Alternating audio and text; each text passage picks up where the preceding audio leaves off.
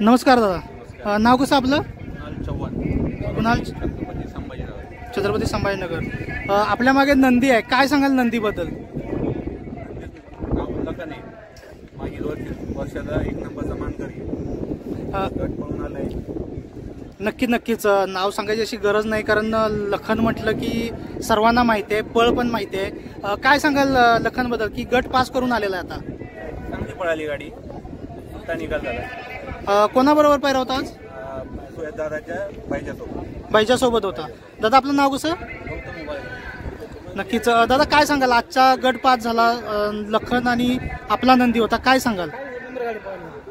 1 number गाडी पळाली. नक्कीच दादा, आपण लखन बद्दल काय सांगाल? कसं नियोजन होतं आजचं? काय नियोजन पहिलेच झालेलं होतं.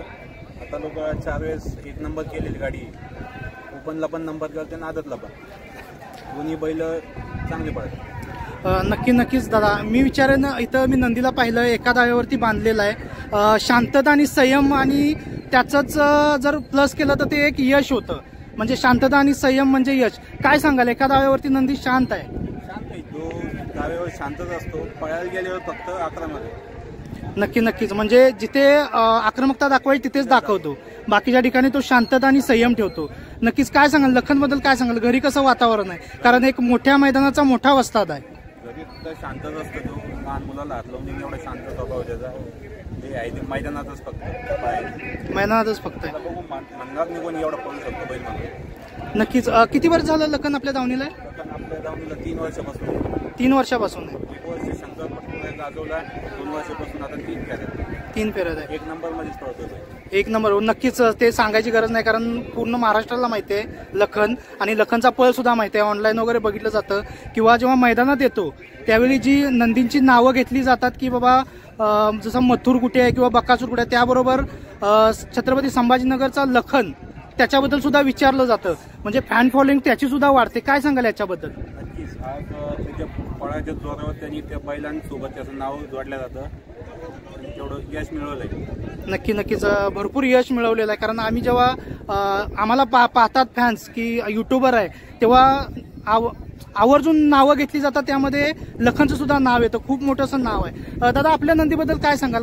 कसा पळ आहे, किंवा कधी घेतला तो आपण? घेऊन 3 वर्ष घेऊन झाले त्याला. आता 3 वर्ष आधी घेतला होता.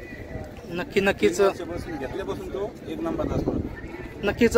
काय अपेक्षा असेल आता पुढच्या सेमीमध्ये? सेमीला तर बघू, सुट्टा निकालच असेल. सुट्टा निकालच असेल. नक्की शुभेच्छा तुम्हाला पुढच्या फेऱ्यामध्ये. 100% होणार. मित्रांनो, तुम्ही पाहताय लखनचे फॅन आणि सपोर्टसाठी आलेले मंडळी आहेत. दादा आपलं नाव कसं? माझं नाव सईद बोधले. गाव कोणतं?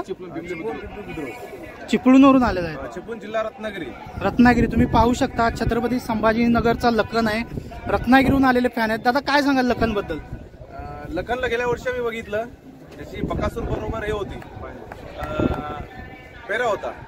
पहिल्यापासून आम्ही बघितलं, कारण की एवढ्या लांबून आम्ही फक्त बकासूरसाठी आलो होतो, पण आम्ही लखनला बघितलं त्याच्यासोबत. पण लखनचा पळ आणि त्याची स्पीड आणि त्याचा वेग हा बघितला, आणि आम्ही त्याचे फॅन फॉलोइंग झालो. नक्कीच तुम्ही पाहताय इथे, म्हणजे लखनचं नाव किंवा त्याचा पळ किती महाराष्ट्रभर फेमस झालेला आहे हे तुम्हाला समजते. फॅन फॉलोइंग स्वतः आलेले आहे इथे त्याच्याबद्दल सांगण्यासाठी. दादा आपलं नाव सांगा. आपलं नाव नाही सांगितलं. माझं नाव मोसम तांडेल. आणि यंदा सर आम्ही ह्यासाठी झालो की आम्हाला असंच वाटलं येताना, याच्या अगोदर आम्हाला माहित नव्हतं की पेरा कोणाबरोबर आहे तो. आम्हाला असं वाटतं गेल्या वर्षीची लखनची आणि बकासूरची जोडी होती ती यंदाही असेल, पण ती झाली नाही. पण आम्ही खास आलो ती फक्त लखनसाठी, कारण का बकासूर सर्वत्र फेमस आहे, पण लखन असा होता की ज्याने पहिल्यांदा इथे फायनलिस्ट केलं ह्याच मैदानावर. गेल्या वर्षी पण आम्ही आलो होतो, आणि या वर्षी पण आम्ही लखनसाठी आलो. नक्कीच तुम्ही पाहताय लखनला आणि त्याच्या फॅन फॉलोइंगला. धन्यवाद दादा.